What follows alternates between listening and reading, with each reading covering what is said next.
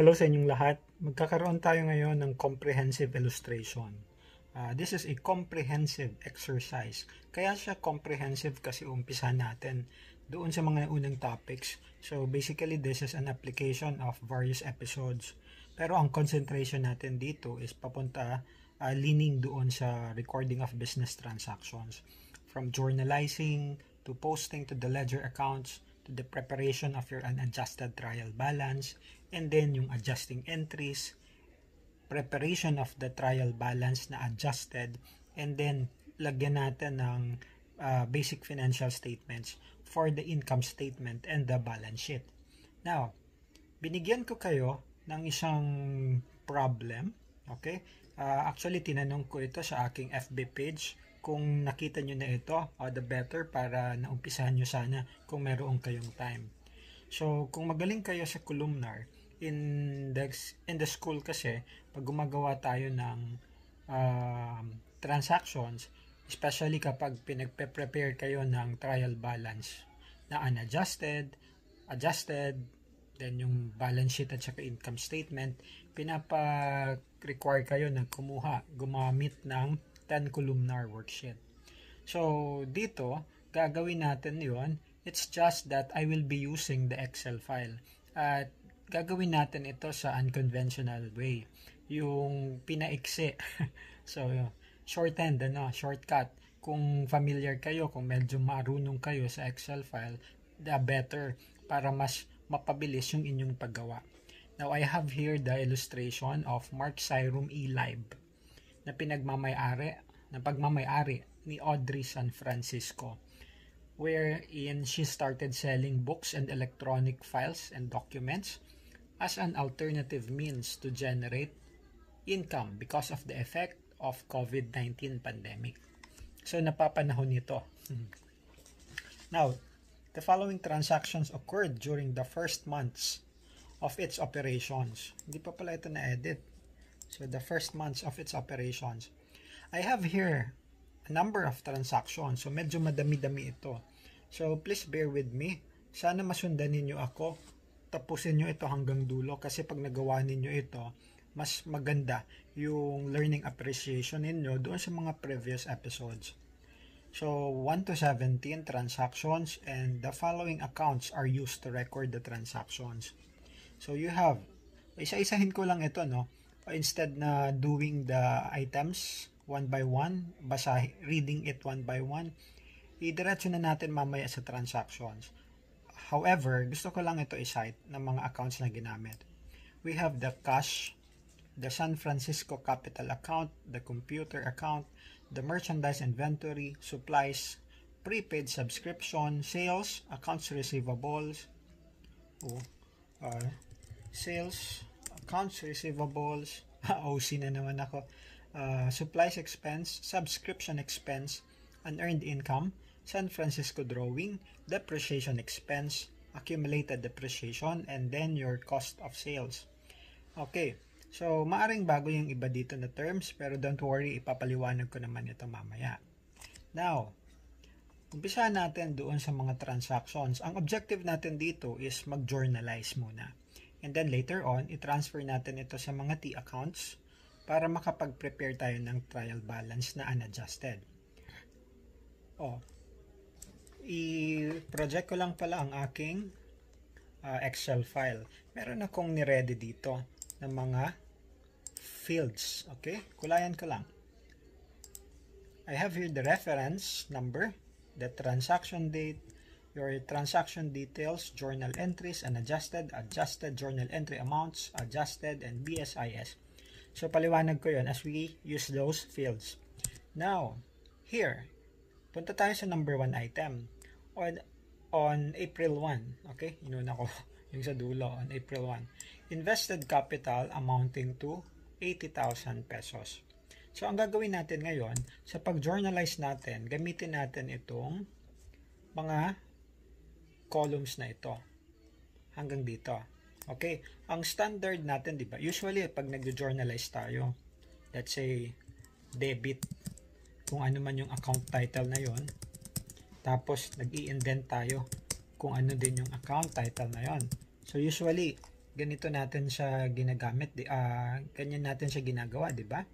Pero instead, since we are using an Excel file and for purposes of tawag nito, summary, paggawa ng summary later, ganito ko siya gagawin. Ipakita ko lang sa inyo. Now, this is the reference number, yung number of, kung pang ilan siya doon sa transaction. So, gagawa ako dito ng dalawang rows. This is the row para sa isang account and another row for the account. Ibig sabihin, kasi diba, double entry system, meron kang at least one debit and another credit. So, for every debits and credits, account titles, gawa ako dito ng rows. Transaction date, ang sabi dito, April 1. Lagay natin is April 1, 2020. Okay? Copy ko na lang ito. Transaction details, capital investment. Lagyan ko na lang ito ng ganitong transaction reference. Usually, itong transaction detail na ito yung nagdi-describe, nag-identify ng ating transaction. Yung sa baba ng debits and credits. Now, journal entries, ang tinutukoy ko dito sa journal entries is kung ano yung account titles for the journal entries. Okay? Ano yung accounts na ginamit? Since this is a capital investment, nag-debit tayo ng cash and then nag-credit tayo ng sino ito? San Francisco Capital. Okay? CPA. Okay. Now, the unadjusted column here is the amount. So, instead na gamitin ko ng, let's say, XXX, tapos nandito yung credit side, dito ko na lang siya ilagay parehas, pero plus or minus. Positive yung isa, negative yung isa. Okay? So, for debit, positive yung mga increases. Pagdating sa mga liability, income accounts, yung increases ay gagawin kong negative para naka-mirror image. Kung positive yung mga assets dahil sa accounting equation, ilagay ko na lang as negative yung liabilities and equity. Now, i-plot natin yung amounts. That would be 80,000, right? This is the amount, 80,000.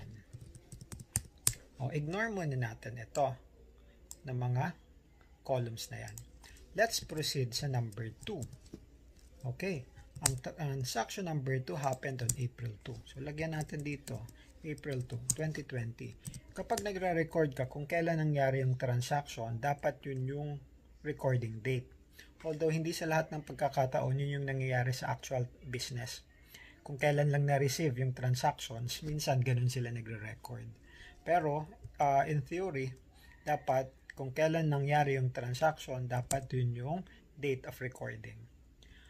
Dito, sa example natin, bumili tayo ng laptop, nagkakahalaga ng 35,000, paid full in cash.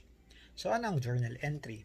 We debit computer. Lagay muna natin dito yung transaction detail. Purchase of computer. Inuna ko lang ito, no? Actually, pwede mo naman siyang gawin kahit pagbaliktarin mo man siya, okay lang naman. As long as yung mga account titles dito, tama. Debit computer kasi yun yung ginamit natin dito, no, na account title computer. Okay, so debit computer, credit cash kasi bumili tayo in cash for 35,000. Notice na dito ine-negative ko yung cash natin kasi kabawasan. Okay, proceed tayo sa number 3. Item number 3, nag-order daw ng books from publishers on April 5. April 5 yung transaction. 5/4/20. Okay. April 5. Nag-order ng libro. Etong mga libro na ito will then be sold to customers. So basically, ito yung iyong inventory, merchandise na ibebenta mo. The total purchase price of all orders is 17,000. The term of payment is cash on delivery. Okay. Now, the question is, ano yung ating journal entry dito? Ano yung sagot ninyo dyan? Kasi, dapat wala tayong journal entry dito. Talaga ba, sir? Wala itong journal entry? And kung wala itong journal entry, sir, bakit? The reason is that eto ay order pa lang. Wala pang nangyari. Remember, when we are recognize yung accrual basis of accounting and yung align doon sa mga expense recognition principles, revenue recognition principles, dapat may nangyari ng transactions. Dito nag-order tayo. Tapos, wala pa naman tayong natanggap. Hindi ka pa rin naman nagbayad ng pera kasi cash on delivery.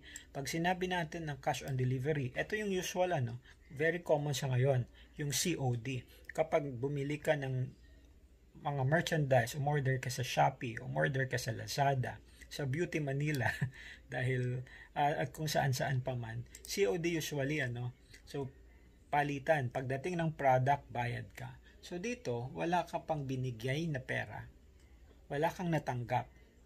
So, parang wala pang nangyari. Nagkaroon pa lang kayo ng order. So, dito, i-ignore natin siya. Lagyan ko na lang ng 0. Okay? 0, 0. 0, 0. Teka. Para mawala yung 0.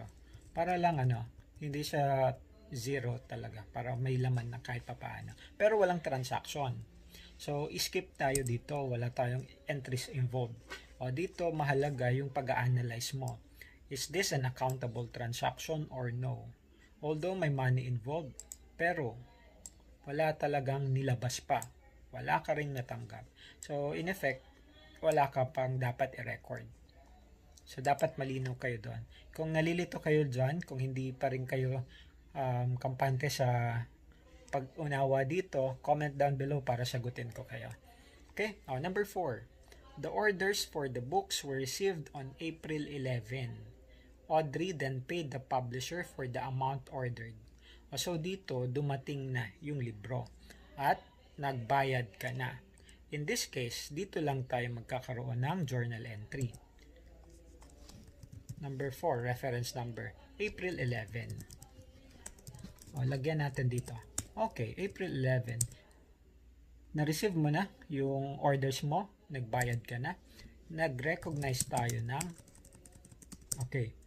purchase, sabihin na natin ng purchase of inventories. Okay?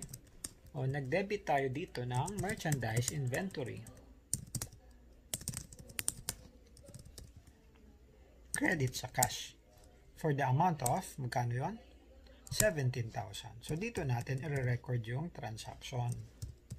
Notice again that the cash was reduced. Yung deducted at reduced ko, pinagsama ko, reduced.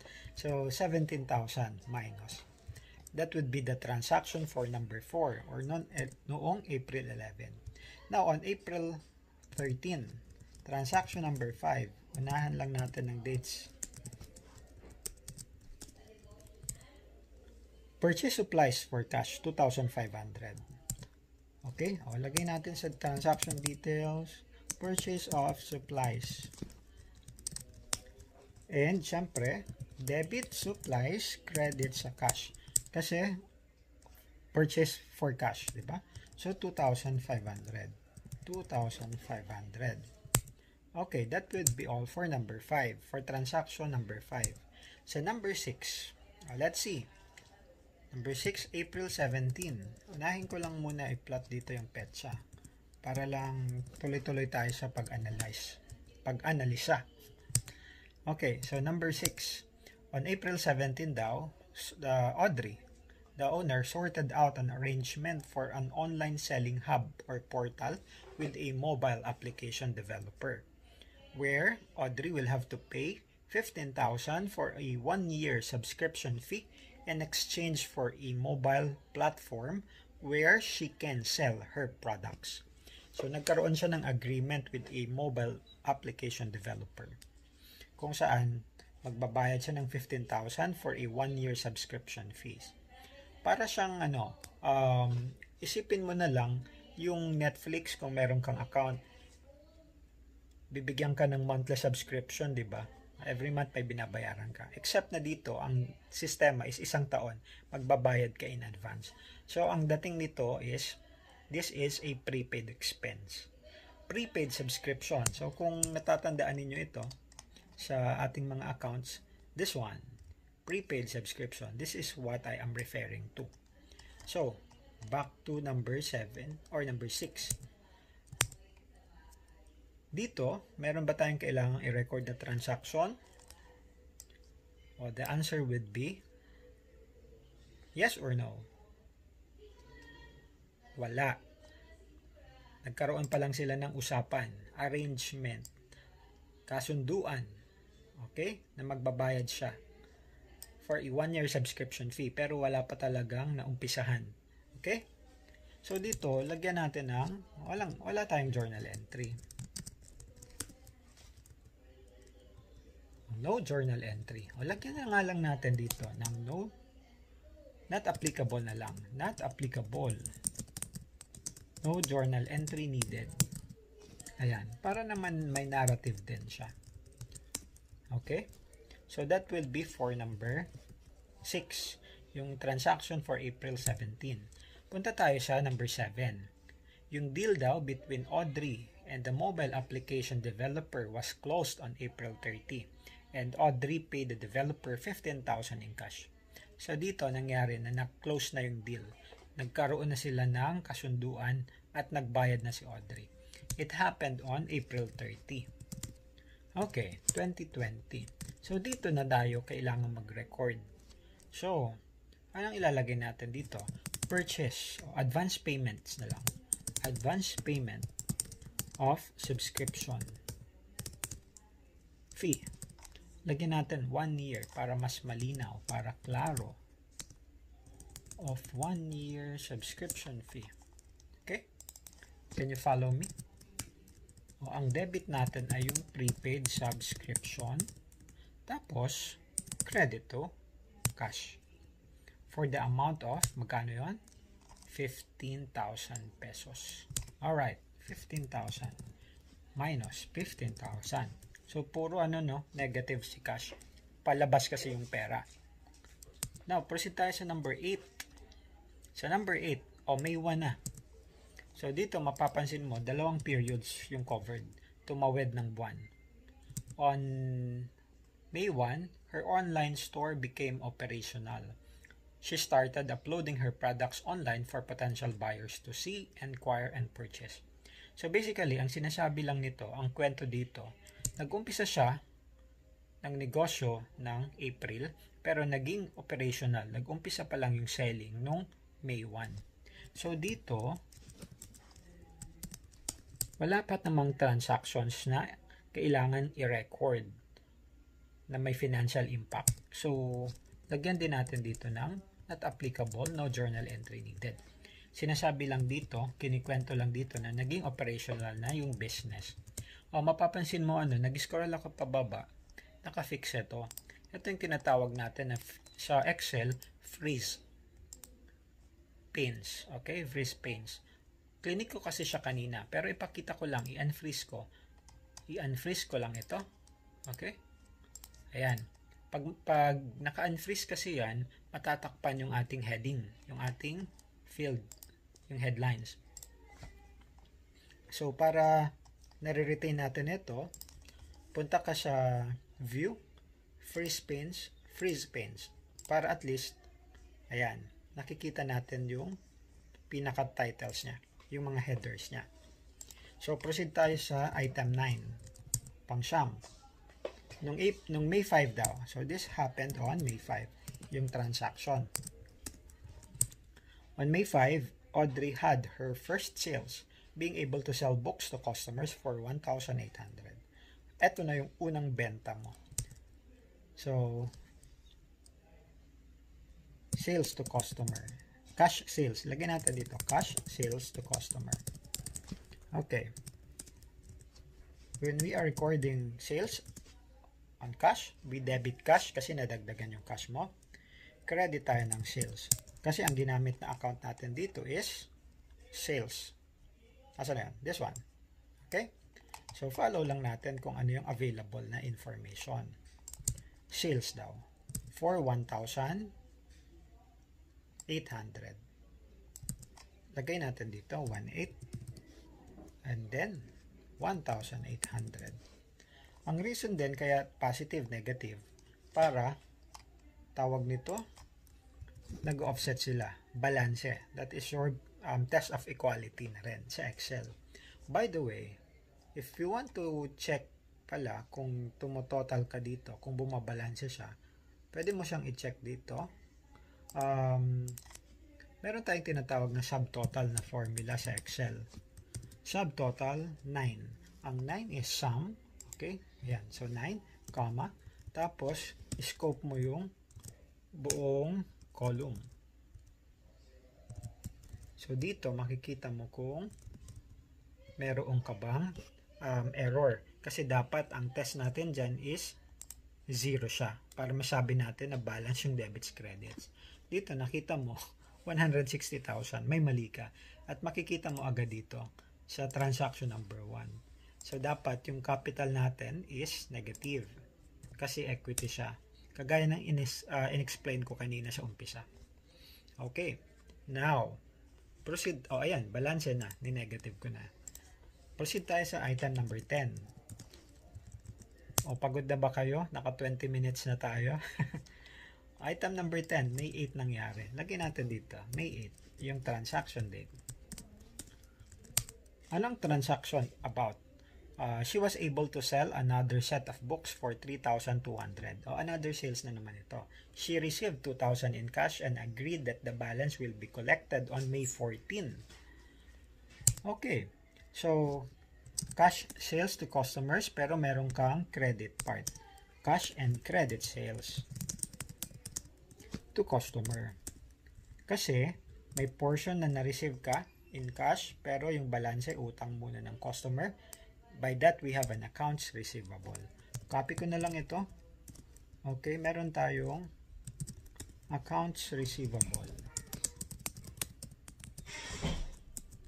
Okay, so tatlong transactions. Ito ang tawag natin compound entry. 3,200 yung sales, tama ba? 2,000 na receive mo in cash. Yung balance ay utang muna. Accounts receivable. So that is your transaction for number 10. Now, on May 14, para sa pang 11 na transaction, May 14. Okay? Dito sa May 14, collected the balance on account from the customer. Ang sinasabi lang kung ano yung nangyari dito. So, collection on account. Collection on account. So, gamitin na, basically, itong accounts receivable, makokolekta na daw siya. So, madadagdagan yung cash mo ng 1,200. Mazi-zero out yung receivable mo na 1,200 kasi kinolekta na natin siya. So, yun lang yung kwento mo for number 11 on May 14. Now, on May 15 daw, naka-receive yung family niya ng electric bill of 2,700 due to be paid on May 20. Do we have to record this transaction? Anong ginawa ninyo? Doon sa mga nauna nang nakita itong aking sample. The answer here is that wala dapat tayong journal entry. Remember yung concept ng yung sa P-game, kung pinanood ninyo yung episode ko na yon, periodicity, going concern, accrual basis, monetary unit, and then entity concept. Ano yung magpa-follow dito na concept, yung mag-apply? We have the entity concept, kung saan pinaghihiwalay natin yung personal transactions and yung transactions ng company. What more? This is a family business, family transaction. So, wala dapat tayong journal entry. Kumbaga, kasi online business naman siya, hindi naman siya nagre-renta ng unit or ng office space. So, doon lang siya sa bahay nila. Na-receive lang niya yung transaction. Usually, pag mga family corporation, dito nagkakaroon ng mga problema. Kasi pinaghahalo nila yung transactions of the company with the transactions of their family. Okay, so not applicable. No journal entry needed. So, 0, 0, 0, 0. So, that's for number 12. Now, number 13. Ilan pa? Ilan na? Konti na lang. 6? 5. On May 19. 13. May 19.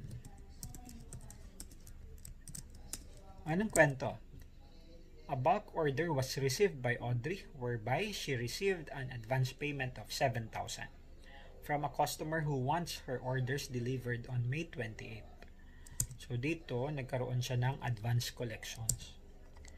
Meron siyang customer, nag-bulk order, pero i-deliver sa May 28 pa. Pero nagbayad na siya in advance. Parang pasigurado ba? So, 7,000. Alam natin dito may 7,000 ka. Pero ano ba yung ating accounts na ginamit? Dito, i-note natin, advance collection. Okay? Dito natin gagamitin yung unearned revenue. Dito, ang ginamit na account is unearned income. This one. Okay? So, unearned income is a liability account. Dahil meron kang natanggap na pera, we debit cash, we credit unearned income. Okay. For 7,000.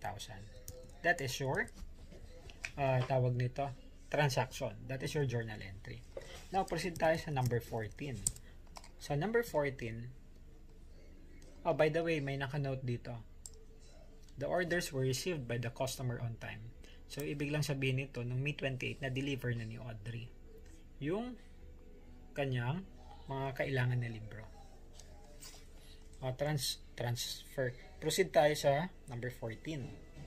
Audrey paid their family's electric bill from her business money on May 20. Ang kulit, di ba? Family matters na nga ito. Pero binayaran niya yung electric bill. So mukhang si Audrey yung breadwinner. Now in this case, kung gumamit siya ng pera ng company, i-apply natin ito sa withdrawal account kasi personal transactions. Kaya tayo dito merong San Francisco drawing. So ito yung gamitin natin na journal na account title. Pero kailan yun nangyari? May 20. Lagyan natin dito. Personal transaction paid from the money, from the business. Personal transaction paid from the company, paid by the company. Okay, so dito personal transaction paid by the company, magkano yon? Balikan natin ito. 2,700 yung transaction number 12. 2,700. Dito gamitin na natin si San Francisco drawing tapos credits to cash. So that's it.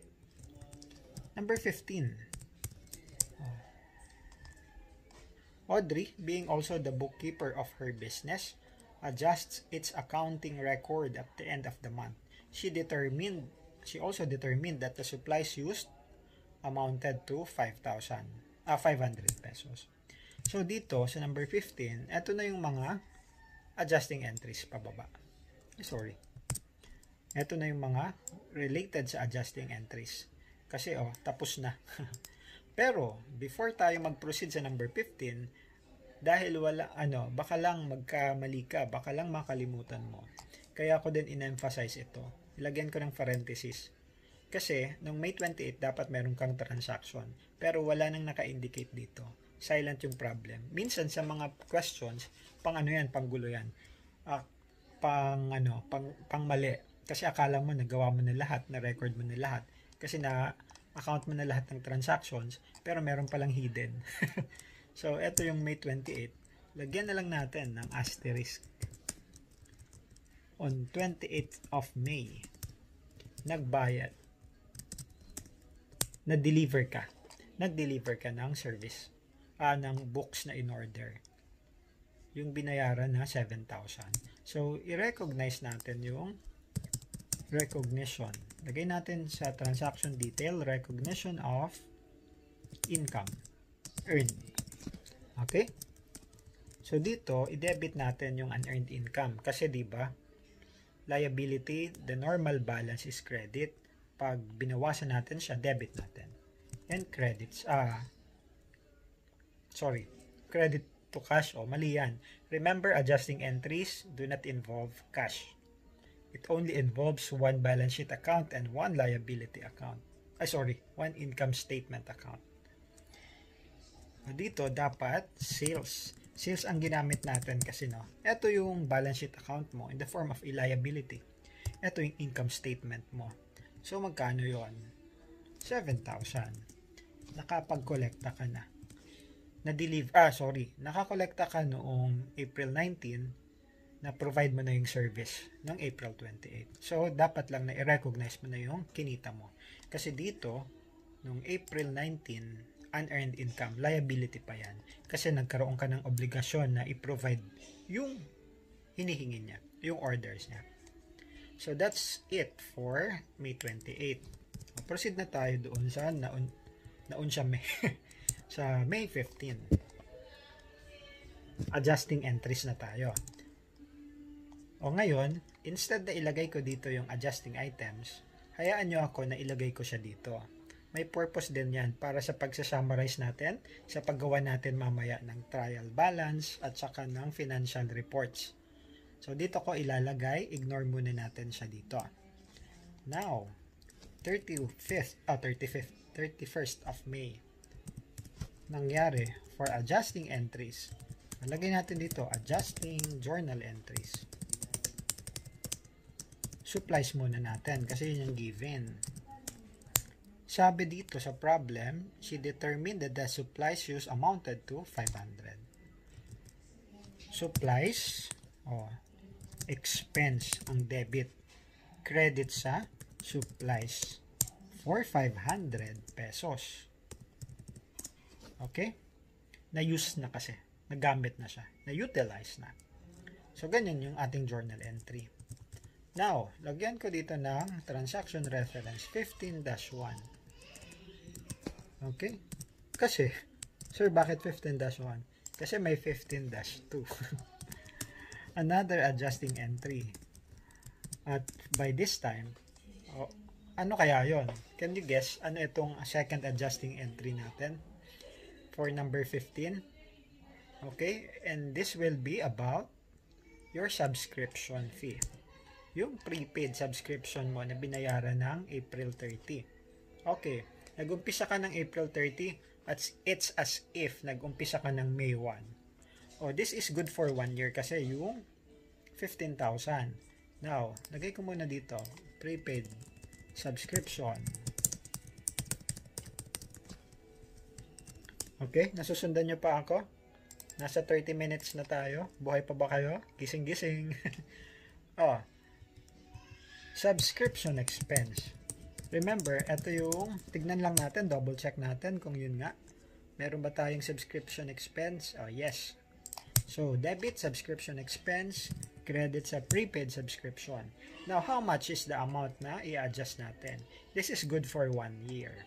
Kung meron tayong 15,000, divided by 12 months, 1,250 yung ating ibabawa sa prepaid subscription, equivalent for 1 month. Kasi yung 15,000 good for 1 year.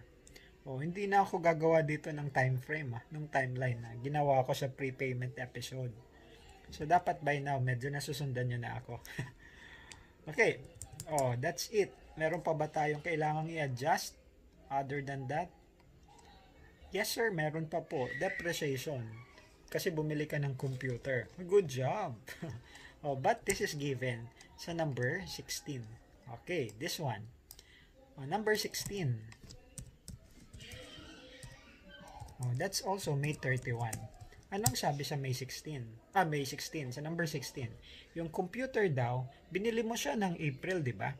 Pero, gagamitin mo siya ng May 1. The computer will start to be used by May 1 to align with the start of its operations. Now, minsan, may mga company prerogative. Yung at its own discretion kung papaano nila papatupad yung kanilang polisiya sa business. Sabi nila dito, umpisa nating i-depreciate. Umpisa nating gamitin ng May 1. Kasi doon ko pa lang talaga siya gagamitin.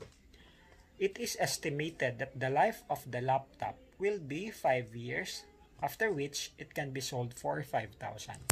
Now, lagay ko muna dito na adjusting journal entries, depreciation. Kapag may pinag-uusapan tayong mga long-lived assets, always ang adjustments nito patungkol sa depreciation. So, O debit natin, depreciation expense. And pag long-lived assets, pag property, plant, and equipment, in this case, yung computer equipment, we use the accumulated depreciation, which is your contra asset account. Nung previous episode ko lang ito na ipaliwanag, ano? Now, magkano ko siya nabili? Diba? 35,000 yon. Meron akong salvage value or your residual value. After 5 years kasi, mabebenta ko ito ng 5,000. Ibawas natin siya dito. The difference ng acquisition cost mo, yung purchase price, less yung salvage value or your residual value, ang tawag natin doon ay, we call it the depreciable cost. Yun yung cost na pwedeng i-depreciate. O, ano nang gagawin natin? After this, we will divide it by the estimated useful life of 5 years. Dahil isang buwan yung kailangan natin dito ikunin, 5 years times 12 months, 60. O sige, para sigurado kayo, 5 times 12. Ayan. 12, that is 60. And the equivalent amount is 500 pesos for 1 month. Okay? So, that is your journal entry for the adjustment. Nasusundan ba? May question kayo? Malapit na tayo. So, last one. She determined that the cost of inventory sold was 10,000. Now, this is a merchandising business. Buy and sell. Yung nature of the business. Pagdating sa mga merchandising business, mga trading, syempre, kung ano yung binili mo, ibebenta mo, yung cost, kung magkano mo siya nabili, kailangan nating ibawas yun kapag nagbebenta ka. Okay? Ipapaliwanag naman natin itong mabuti pag dumating tayo sa chapter ng merchandise transactions, merchandising business. Kaya dito, ginawa ko given na lang para naman at least realistic. She debited daw cost of sales. Lagay ko na dito, number 17. Ito given na ito, no? Wala na kayong iisipin. Adjusting journal entry for cost of sales. Cost of sales. Ayan. Dinebit daw ng cost of sales. Credit daw sa merchandise inventory. There you go. For the amount of 10,000. So, lahat ng mga nabenta niya for the period, ang halaga daw nun ay 10,000 nung binili niya. Okay? So, there you have it. Yan po ang lahat ng transactions. Meron pa ba? Siguro by now, wala na, no? O again, di ba sabi ko sa inyo kanina, dito ko muna siya ilalagay. So, transfer ko. Now, lagyan ko na, copy ko lang itong formula, yung subtotal, para dito naman, pansinin nyo, ano? Ayan.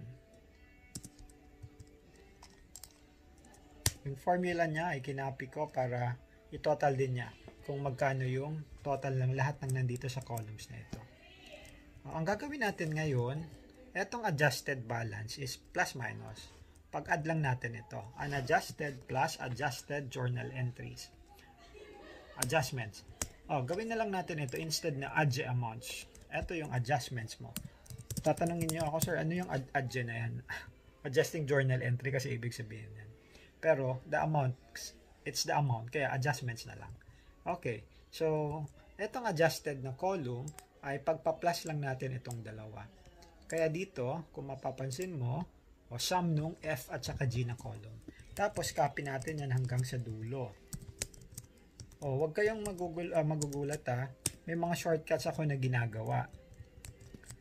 Pag you are working as a CPA kasi, pag you are working in the office, kahit naman hindi CPA ka, usually, gagamitin mo yung Excel for working papers mo. So, masasanay ka sa mga shortcuts. So, dito, kinapi ko na siya. Okay, ano itong BSIS naman? What is this, sir? BS stands for balance sheet and IS stands for income statement. I-account lang natin kung anong klase ng element ito. So, yung cash mo, ano siya? That is an asset. Yung capital mo, that is an equity. O yung computer mo is an asset. Cash is an asset. O eto, copy lang natin, walang laman. Merchandise inventory is an asset. Cash, supplies, cash. O, lahat yan asset. Tama ba? Dapat dito, huwag kang malilito kung anong klase ng account na yan. Prepaid subscription is a prepaid expense that is a cash. Okay? Now, yung cash mo naman is an asset also. Not applicable. Walang laman yan. Asset. Cash. Okay? O yung sales mo, that is an income. Cash mo, accounts receivable, parehas asset. Sales is income. Cash is asset. Accounts receivable is asset. Mamaya paliwanag ko kung anong ginagawa ko dyan. Pero nasusundan nyo naman ako kung bakit ko siya nilalagyan. Kung saan yung basis ko. Etong account titles natin. Unearned income is a liability. Liability. San Francisco drawing is an equity account. Pero yun nga lang, that is a contra equity. Cash is an asset. Unearned income is a liability. Sales income. Supplies expense is an expense. Supplies is your asset. Subscription expense, syempre. Prepaid subscription, asset. Depreciation expense. Accumulated depreciation, although contra asset, that will still fall under the assets category. Cost of sales is an expense. Merchandise inventory is asset. Okay. Pinaliwanag ko lang dito na the cost of sales is an expense account para at least hindi kayo magulo kasi hindi muna ako magdedwell dito.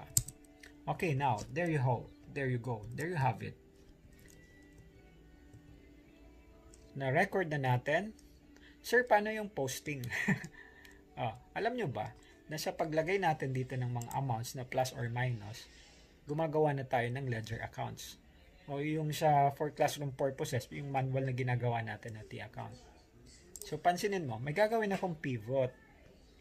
Hindi. Ganito na lang. Ito yung filter na tinatawag natin. Siselect ako ng isang account. Kunwari si cash. Okay? Pag sinelect ko to si cash, ito yung balance ni cash. Ito yung movement niya. Okay? So, ito yung aking, kumbaga, magsisilbing T-account. Ayos ba? Another example. Sino? Si sales. Lagyan ko. Si cost of sales napasama. Andito naman siya. So, that is your T accounts. So, madali lang siya. Pero pag manual yan, pag column na lang ginagamit ninyo, kailangan yung gumawa. Okay? On a separate paper. Now, meron tayong function sa Excel, yung tinatawag natin na pivot. Insert, go sa insert. Click mo tong pivot table and select a table arrange. So, eto, nag-automatic na select na siya. Eto daw yung aking table. Click ko lang OK. And worksheet. Meron na ako nitong pivot table. Ito yung pang-summarize ng mga information, ng mga data. So, di ba gagawa tayo ng unadjusted trial balance? So, gawa tayo. Select ako dito sa pivot table fields. Hanapin ko yung account titles kasi ito yung aking mga accounts, no? And then, press ko ito si unadjusted balance. Ano yung napansin nyo dito? Okay? May 0. Yung mga node adjusting journal entries. I-antik ko lang ito para hindi na siya maisama. Ito na yung iyong unadjusted trial balance. Sir, paano naman yung naging unadjusted trial balance? Isa lang naman yan. Yung mga positive dyan, yan yung iyong debits. Yung mga naka-negative dyan, yan ang iyong credits. Ayos ba? Or medyo magulo? Debits, yung mga positive. Select ko itong mga positive, no? Ang total ko ay 92,000. Ang total credits ko itong dalawa. 92,000 negative. So, balance. Yan yung ating equivalent ng unadjusted trial balance. Pasok ko na yung adjustments. Okay? Ito naman yung aking adjustments. Pag nag-worksheet kayo, ito yung columns 1 and 2. Ito yung sa pinaka-left side. yung pinakamaluwang yung espasyo. Tapos column 1, debit. Column 2, credit para sa unadjusted balance. Columns 3 and 4, ito yung adjustments, debit and credit. So, ito naman siya ngayon. Tanggalin natin yung mga 00 decimals. Okay, so meron ka ng sum of adjustments. Ito yung adjusting entries mo. Now, ilagay na natin yung adjusted. Kaya ako siya ginawang ganyan. So, pagkatapos nito, makikita mo na yung columns 1, 2, 3, 4, 5, 6. Columns 5 and 6. Yung pinagsama ng etong dalawa. Plus, plus. Makikita mo dito, halimbawa si merchandising inventory, yung unadjusted mo 17. Nabawasan ka ng 10. Ang natira na lang is 7,000. So dito, mapapadali yung buhay mo. Especially yung mga CPAs, yung mga auditors, yung mga accountants, ganito nila ito ginagawa sa actual practice.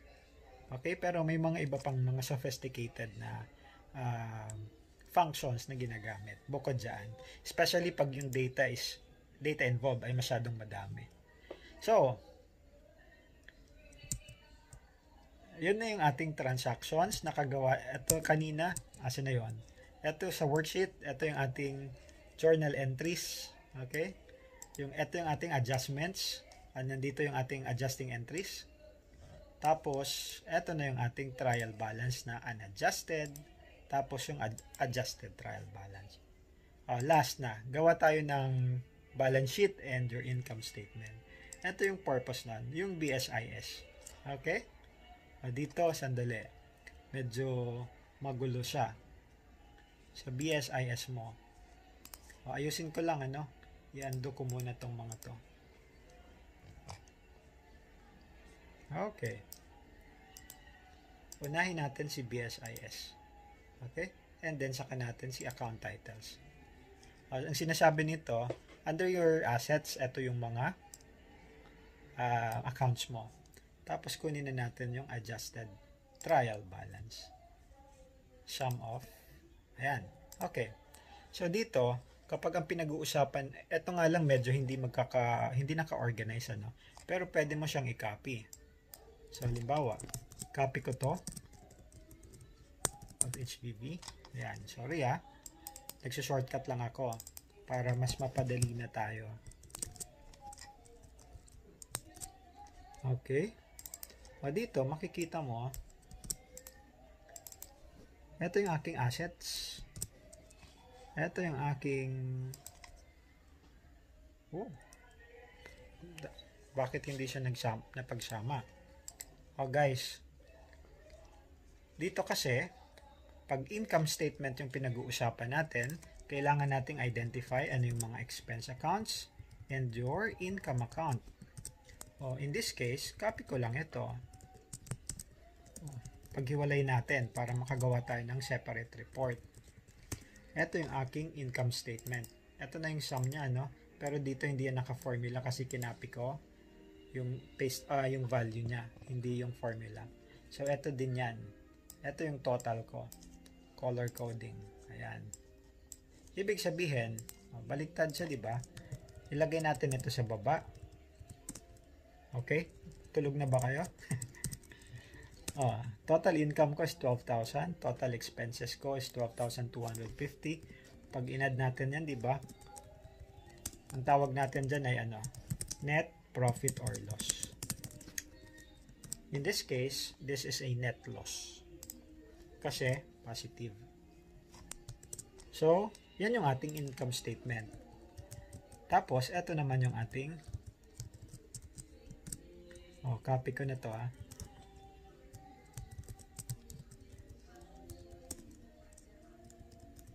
yung unearned. Yung liability mo, wala siya. Laman kasi zero out na siya. Pero, pansinin mo to. Ang total na asset mo, 77,050. Pero dito, 77,300. Sir, hindi yata yan balanse. Tama ka dyan, hindi yan balanse. Sa tingin niyo, bakit yan hindi balanse? Total assets should equals liabilities plus equity. Kaya hindi siya bangga kasi yung net profit or loss mo, tinatransfer natin sa equity account. At yun nga lang, pag-uusapan natin yun sa closing entries. Net profit or loss. In this case, 250 kasi yan. O eto, dahil kabawasan, ayan, pag-add ko yung net equity. Ibig sabihin nito, ito yung pinag-add ko na dalawa, yung equity at saka yung net profit or loss. Yung ending balance. So, eto na siya. So, balance na yan. 77. I-yellow ko nga. Tapos, yung total assets mo naman is 77,050. Without doing a formal presentation ng income statement at saka balance sheet. Pero eto lang siya. Total assets mo equals total liabilities, which is 0, plus total equity. So, balance. So, there you have it. Ayan po yung ating discussion, a comprehensive exercise. So, I hope this is very helpful to you. Medyo mahaba nga lang, pero kailangan ninyong tiyagain para makita ninyo yung flow ng transactions. So, maraming salamat sa pakikinig sa ngayon, and I'll see you sa mga susunod na episodes. Bye-bye!